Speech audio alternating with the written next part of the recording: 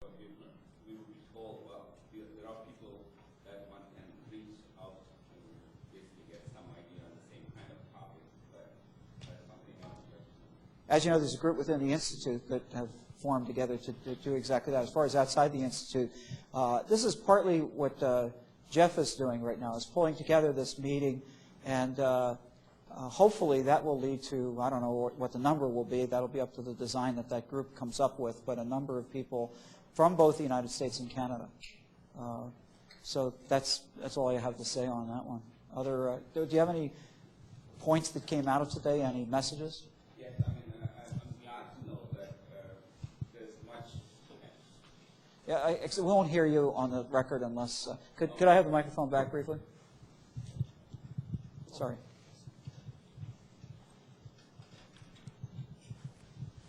Thanks. I'm given that I work in the decision support systems and data mining and also some user interface and so on, I was very glad to see a good information on what is being done in practice, at least from some truly medical professionals, unlike people like us who are on the other side. And also, I do understand some of these professionals are very special because they have training in more than one area. On the other hand, I do question, or I kind of wonder how much of the medical training today gives the current doctors and whoever else is being trained information on such things, so that when they go into the field, they're ready to use this, because we can't complain that they don't use it when you haven't trained them at the, essentially at the medical school level. So in other words, do we build up the competency of people who are clinicians to an adequate degree that they are in fact ready for the technology? I don't know if someone wants to comment on that from the medical school vantage point. Do you want to make a comment on that, Keith? Or well, I think it goes just 1 second till the microphone. He's running as fast as he can. I think that goes both ways. The big challenge is for those that want to apply it. And I was a computer scientist before I did a radiology residency. And my challenge was I had problems that I thought were very, very interesting to solve, but they weren't necessarily applicable to the clinicians. And so what Elliot was talking to before about the limitations of, say, CAD, for example, is that there's this domain that sits on one side and a domain that sits on the other, and whatever synergy that can happen is going to be what's critical to have anything come forward from where things were before. So either the question is, how can you train physicians that really don't care about creating new design around us, but utilizing it? And also, how do you create engineers that have a better understanding of exactly what the problem set is that lies before you? And I think it was good that we had a chance to do that, but there needs to be even greater synergy, I think, in the education of physicians and the education of engineers in a cross-discipline approach. Other major point, I know Dennis had the microphone I took away from him. I was going to say one of the themes today is that our ability to generate information is outstripping our ability to manage it, and that's both at the clinician level, also the institutional and public policy level. And one of the things that makes me concerned, it came up one of the earlier presentations. I don't know, I can't remember which one it was, but what's the business case to do this? I think was raised, and so I sit there. These problems that we've got or challenges that have been created. What's the business case to start solving them? I'm not sure there was a business case in the first place, for example, in the imaging, but to the extent it was to better manage the flow of information. That probably is over, but there's a whole bunch of challenges left with that. And similarly with genetics, it's going to be huge challenges around it. So that's a theme. So we need to figure out how to better manage this stuff that we're creating. How about over here in the back? Carlos, just 1 second. Thank you. First, I thought was one of the comments made in the very first speaker was maximizing tools. You don't need to invent everything. There are utilities out there that we haven't really even applied or poorly applied or minimally applied in medicine. And the cell phone camera was just one simple idea, but there are probably many. And one of the low-hanging fruit issues, perhaps, is utilizing what's already out there in terms of informatics and the way we move data and imaging, and how do we best apply that and have a return on investment in medicine. The second thought was using the EMR as part of a decision support element or the matrix for decision support in decision making in medicine. And perhaps that's one way to optimize the investment or to construct the argument why we need to invest in EMR is to really build a decision matrix around that. Another concept, of course, was the genome browser, which was, I wasn't aware that that was as fully developed as it apparently is, and it was really spectacular. I was really impressed with that. Another thought, again, winding down here, the Acr Appropriateness Criteria, that's been around for a while, but actually to incorporate that into the ordering matrix of why we order exams and how we order exams, and lots of what we do, probably 20% or more, is probably superfluous in radiology because it's really not indicated. But the Acr Appropriateness Criteria can help guide that if it's embedded into PACS and part of the ordering schema of ordering a study in a PACS environment. And many hospitals do have a PACS environment now. And then winding down again, what Elliot was talking about, isotropic imaging, and maybe what we're evolving into now is, heretofore we've been kind of splitters in radiology, looking at lots and lots and lots of images. And maybe what we're going to evolve into are lumpers, where we don't collect 4,000 images and look at them slice by slice or even in stack mode, but you really recreate a virtual image, a 3D image, and you interpret that as opposed to interpreting all the stack modes and all the slice images. And perhaps that's how the data will be eventually stored, as a 3D virtual image, perhaps, rather than multiple slices of thousands and thousands of data points, which we really, and as Elliot described, we really, as radiologists, and I'm a radiologist, we really don't look at all those. We gestalt many of them, and we go to the next slice, and you just read them as a group. And so maybe what we're going to evolve into is, patient says we give them now a little CD of their images to take with them. Maybe what they'll get is a little CD of a virtual image of themselves with the salient features of the renal artery stenosis and the renal cyst and the ovarian cyst and the lung nodule all identified and color-coded for them. So those are the things that I had taken from some of the talks here.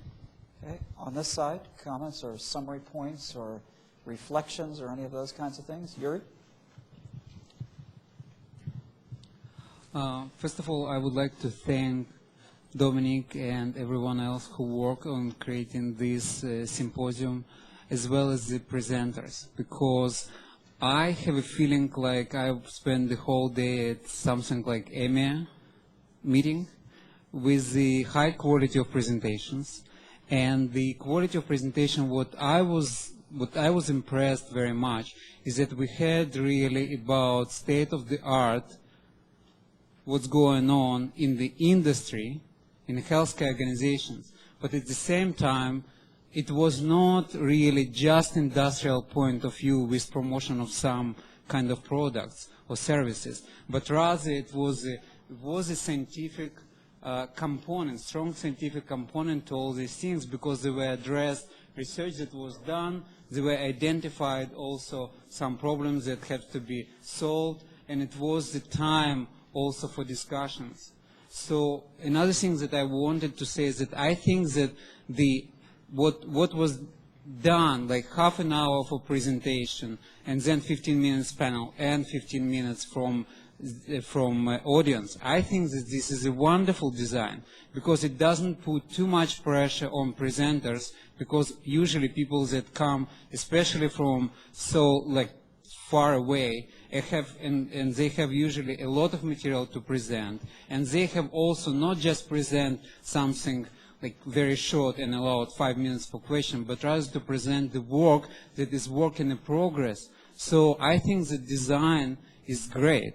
I would rather not to change anything, but maybe just make even presentation 5, maybe 7 minutes longer, and then discussion a little bit longer. But again, I'm very much impressed, and I will definitely talk about this in the course that I'm teaching now, and I wish that our students would be more exposed to such wonderful presentation and such great discussion. So I just also want to thank all of you for all the suggestions and all interesting discussions that we had today. Yuri, by the way, Kagalovsky is designing the Health Informatics program at Conestoga College, which has been newly approved, and he's hard at work in that right now. So I know your work, too, his research was in representation, was it not, originally? So I might, if you have any comments about that later. Other comments from this side, come back here. Any messages, things that you got out of the day, take-homes? Go ahead.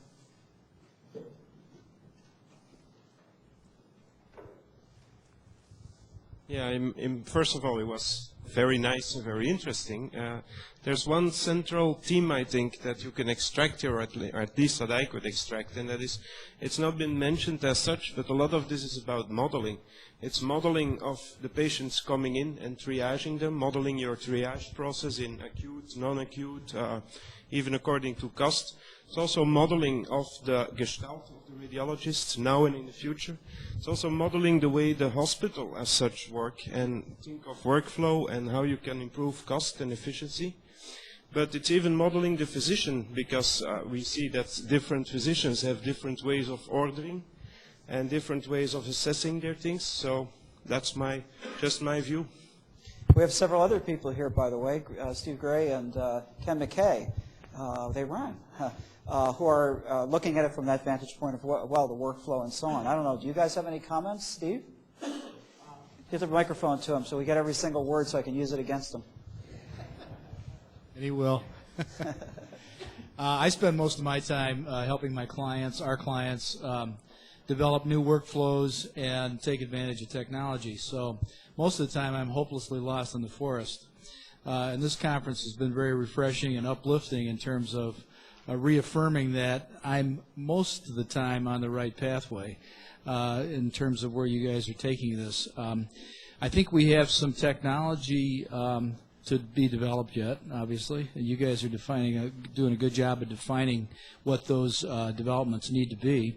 But I was most impressed by the commentary from several of the speakers regarding the variables associated with adoption rates by the clinicians, and some of the tricks and techniques that you can use to accelerate that adoption rate.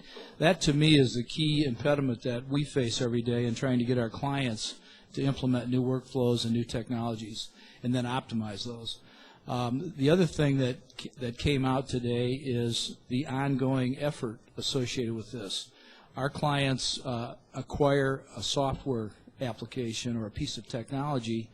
We redesign the workflows to optimize it as best we can. We install the technology, and then everybody walks away and hopes that it is used properly. There's very little effort at the back end to optimize that technology. You have to make further tweaks, further changes, further workflow improvements, and account for the behavior changes that result from the use of that technology. And that's a piece that often is forgotten. Thank you, Dominic, for inviting me, and thank the speakers and the audience for their contributions. Enjoyed it very much. Okay. By the way, I want to comment on the previous one. I got credit for something that was not due to me. It was Yuri, I think. And the design of the session was originally speakers and audience. And Erkan and Helen said, why don't we do it this way? And it really did make good sense, and I credit them with that design. I thought it went very, very well. Ken? Yeah, from a kind of an ops research or management science viewpoint, I just echo everything Steve, I think that's your first name? Steve said. I guess my brain's fried after the whole day. One of my research areas, in addition to modeling workflow and things like that, is on the meaning and value of IT, and what's the value of it, and why is the value, where does it derive, and the adoption. And I probably was thinking more about that today than I was on the workflow side, because a lot of it was on what's the real meaning and how the IT is going to be used. And even through today, I managed to get 2 guest speakers for the class I teach on the social impact of IT on healthcare. So I got something on the teaching side as well as the other. But my brain's fried. But there's a lot of things got me thinking more in terms of we really don't know what we're doing. Perhaps. His brain's normally just plain boiled, but today it's fried. I wonder if we get some of the Agfa people to make comments. Would you be willing to, like your message, Fran? Can we bring the microphone here? Sorry. Oh, okay. Let's start with Peter. He's right there. Peter hasn't said a word all day. Peter, that's, yeah. I guess my sole actually comment is related a lot to the previous two ones, too, on the workflow side. And also, going back to, I think, the very first two presentations, and whether or not a vendor can have the one end-all application that's going to solve all those needs, I think everybody's going to agree that they can't. I guess, I mean, I see the big takeaway for me today, again, was further confirmation of how important customized business process management or workflow systems are going to play into this. I'm wondering, I think the newest thing I saw today is the same thing on the diagnostic sort of display station side of things. Like, I was wondering, you know, it just occurred to me that they, too, are going to have to be tailored more and more for each specific type of task. I mean, you know, one gentleman over there said that, you know, our ability to produce data far exceeds our ability to management. Well, from our perspective, our ability to build systems is far below our ability to understand what the, you know, what the customer wants. I guess, you know, I just overwhelmed again today by how much I see that we have to probably get to a point where we have certain core services we offer, and then we get into institutions and customize. I guess that's my big takeaway. So. Okay, great. Bill, could you bring the microphone here?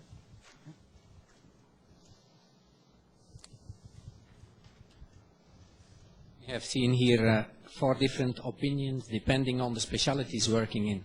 So we had radiology, which, let's say, struggling about image processing, technologies, modalities. You had the hospital with informatics, but even that is not enough. Healthcare is ranging much further.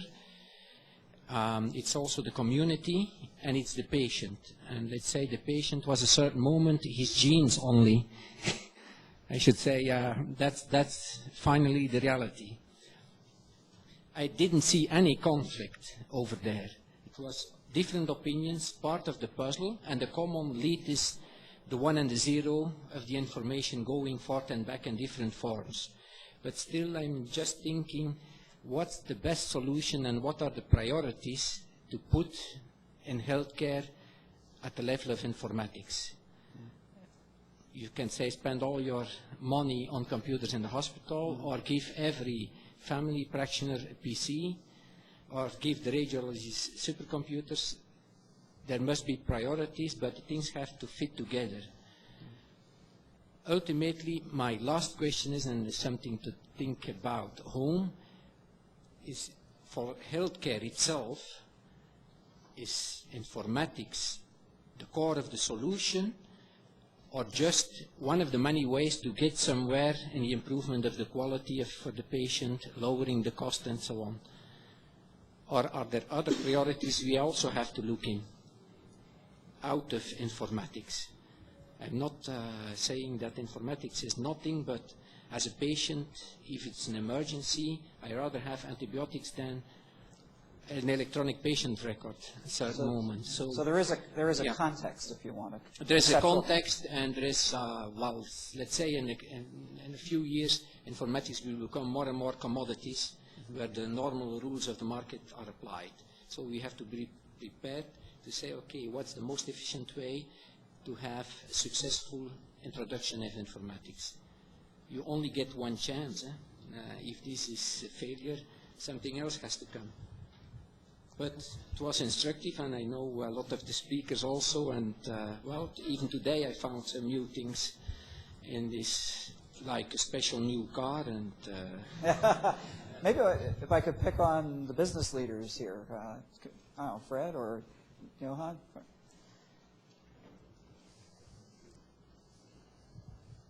Before I give it to Fred, I have a brother-in-law who is a professor at University of Leuven, and I'm an economist and he is an engineer. So we always fight. I think after today we will fight a little bit less. Okay, I think we have seen a good vision on the future here. What my reaction is that there is still a lot of work to be done.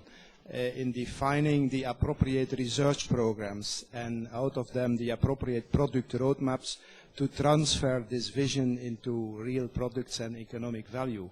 I think this is a big challenge for all of us. Yeah, that's good. Glenn, could you?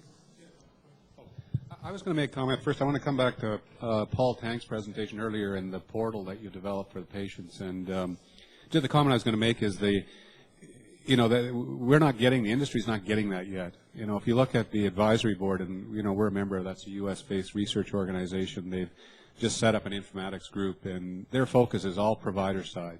Set up the close the medication loop and physician order entry, and they're just not looking at it from the consumer side at all.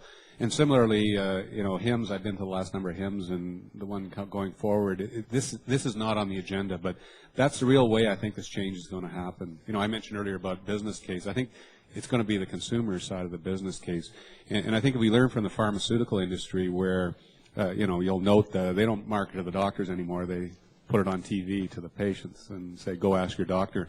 And I think we need to see some of this change by empowering people with information. So, I was really impressed with that work. That's trailblazing work. We're doing some as well at Grand River in terms of patient portal, and I think we need to see more of that. So that's a comment I think. Shankar. Is it dead? Okay. You get it. Could I'll you just bring the other maybe, mic I'll over? give a quick summary, and you can maybe use the one up front. I don't know if that would work. Sorry. 3 points, and want to thank Dominic and all the speakers and everybody actually today. It was very helpful for me. Really encouraged to see all the work that's being done on clinical decision support, because for the past 5 years we've been striving to actually get the infrastructure in place that's going to start to leverage some of that. So the fact that there's people using it, people getting results from it, is inspiring actually to keep going, and really appreciate the work there. The patient focus, Dennis has spoken to it. Paul, really encouraged to see the work, and I think it's really important that in sessions like this, there is that balance between what is focused at the provider and what's focused at the client or the patient, because it's easy to get sucked in and forget the patient. And the last point is looking for development. I think as I start to understand the depth of clinical decision support that's available from all of this information, we're going to need a tool for clinicians that can bring multiple clinical decision support tools together in an environment for them to make decisions. And as you look at the depth of the data that keeps going down further and further, there's going to be significant specialty silos of that clinical decision support related to different anatomical or pathology, whatever it is, aspects of medicine. Those are going to need to come together somewhere, and I haven't seen that yet. Shankar.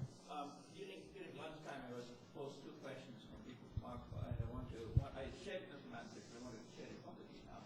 One is that I was asked, how can we bridge the gap between bioinformatics and healthcare informatics? What should we be doing in healthcare informatics to be anticipating what's going to come out in gene-driven bioinformatics? The second question was, why should I care about my genotype? I mean, how is it going to influence me in my lifetime to do something significant? So I want to answer the second question first. And I think I pointed out that when we go to a physician, they normally tell you about risk factors. So think about having genotyping is providing you with a universe of risk factors associated with your specific individual genotype that may be known to people, and so that you can try to do certain things to improve the quality of your life. Can this be anticipated? Yes, it can be anticipated in terms of a healthcare system, just like the way risk factors are illustrated today in a healthcare informatics system. The bridging between bioinformatics and health informatics is an extremely complex task, because the vocabulary is not known, the complexity of biology is so deep, so profound, and there's so much context dependence and contextuality to this that it is very difficult to write apples and oranges bridges between the two. But however, what one should start thinking seriously about designing in terms of IT systems is the APIs that will allow you to plug and play. And this has started happening significantly in other areas, so there's no reason why this can't happen in the area of healthcare / bioinformatics. Starting to build application programmer interfaces that will facilitate you to incorporate knowledge in simple ways and create ontologies in simple ways using semantic webs. So those types of approaches should be encouraged very strongly in the computer science area, and that's going to happen sooner than later. We're running a little over, but I would like any of the bioinformatics people here want to make a comment, because I felt one of the key things that came out of today was not only bioinformatics, but the deep integration of that with everything that was said, electronic health record, imaging, and so on. I don't know if anybody wants to make a comment on that. I won't pick on you unless, okay, Brendan.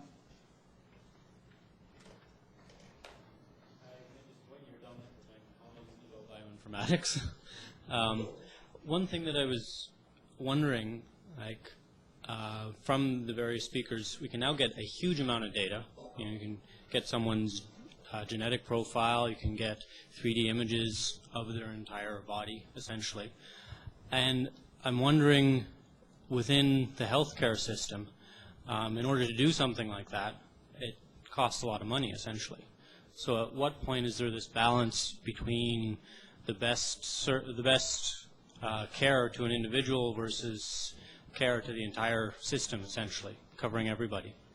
And so about this, you know, I think these technologies are important and extremely useful, but is there any sense of how to guide a doctor as to when these things should be used and when they shouldn't? That's just a general comment to anyone in the medical field. Anybody want to comment on that or at all, or is that just to leave it as a comment? Yeah.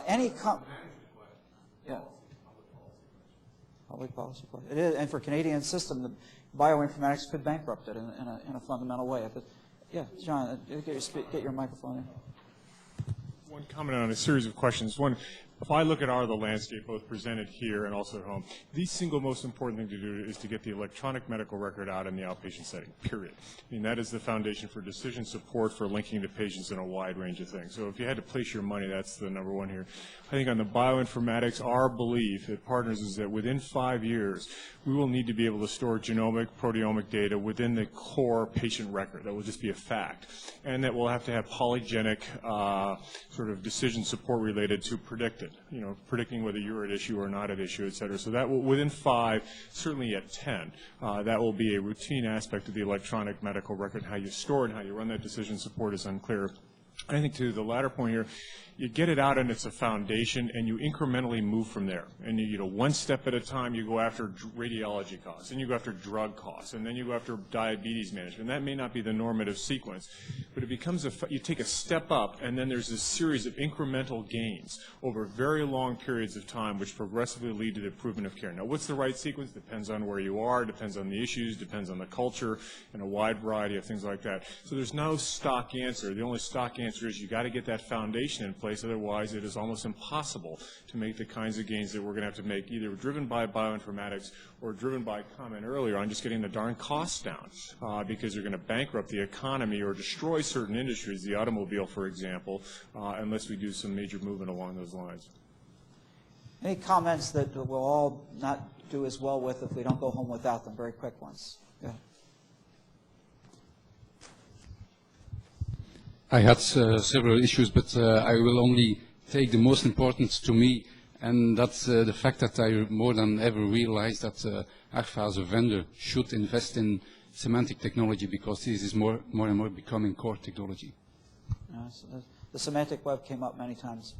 If I think at that point, two things. One, I wanted to thank the people who invested so much in this, not only Agfa, without which nothing, and you with your 80-person days that you contributed today and made this a very great success. Our student helpers and the people who did the videotaping and the video conferencing of it, or web-based conferencing of it. I really appreciate that. We all appreciate it. You made this possible, and we thank you very much. I'd like to turn it over now to final comments from Ian McKillop and Erkan Akyuz.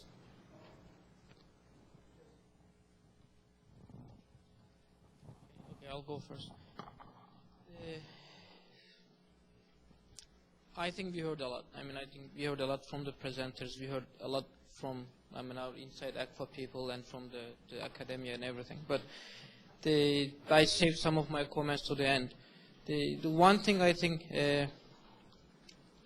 showed itself more obvious than ever is the content, or the using the content, is more important than holding on to it. Right now, the healthcare, I mean, you're a PACS vendor, his vendor, I mean, whatever vendor you are, it's the technologies and the development are going to more towards we hold on to the content and the human users will get the content, do something with it and put it back. And I think there was one thing in maybe common in all the presentations, that how can we come up with more smart systems who can use the content that we store and then maybe generate more content for the further use. I mean, clinical pathways, and then the genomic data to be used in the personalized healthcare and etc. I completely agree with Dick's final comment about the semantic technologies, not only semantic web, but the semantic technologies. When you have the content, when you don't associate it with the logic, what it means, it's just the content, it's bits and bytes. I mean, it doesn't mean much, it doesn't mean much for the further use either. I think those are important for us. I think we got a lot out of the day. I would like to thank you one more time to all the presenters for the great presentations and the discussion environment that you created today. And I mean, they keep thanking everyone, but I would like to thank Dominic and Shirley for their great effort. I mean, without you, this would be definitely impossible. Dominic, thank you. Shirley, thank you.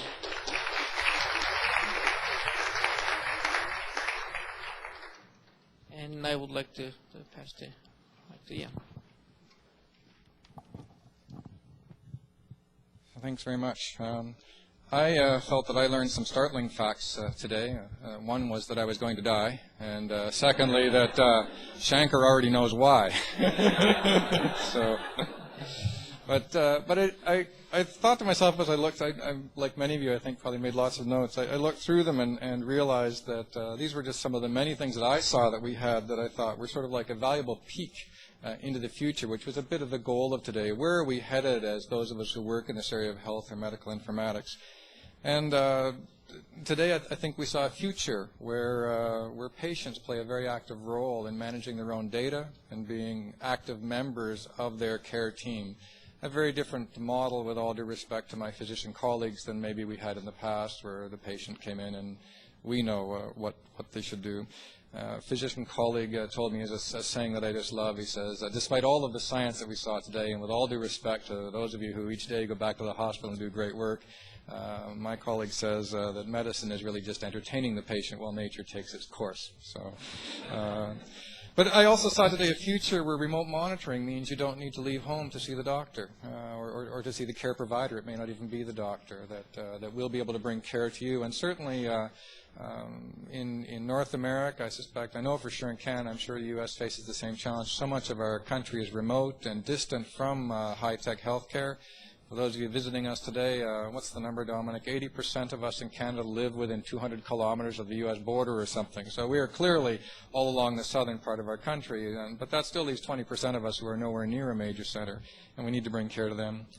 I saw a future where SNAPs may allow us to understand illness before it presents itself to us, and for those who work in public health and population health, tremendous opportunities there, maybe to think about what we need to manage. And a future where decision support systems are going to bring the expertise of many to the single person, to the single provider, and that's, I think, also very exciting in healthcare. So I give you a challenge today as you leave. I say if each of us just took one thing from the fire hydrant of ideas that ran today and acted on that, our respective health systems would be much, much better places for it. Be you an academic scientist, be you a provider, be you a vendor or a developer of solutions. So on behalf of the Waterloo Institute for Health Informatics Research and on behalf of the University of Waterloo, we'd certainly like to thank you for attending today, but a particular thanks to our colleagues from Agfa for sponsoring the day, and also to those of you who have come from so far to join us. It's one thing for those of us who live in the building to pop down for an exciting day. It's a completely different challenge to come from so far. So we look forward to meeting you all again, hopefully soon in the near future, in some forum somewhere in the world, and maybe even back here for some kind of a follow-up thing that may come to us that would be logical to come out of this. So thank you very much for the day. I enjoyed it thoroughly, and I'm sure you did too.